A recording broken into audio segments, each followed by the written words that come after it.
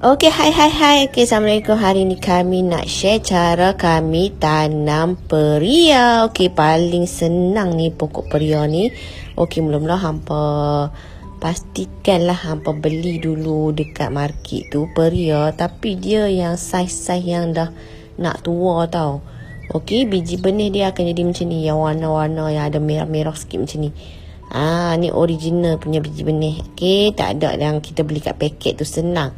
Hampa letak saja dekat tanah, lepas tu hampa siram pagi dengan petang. Yang tu saja, dia akan tumbuh dengan senangnya.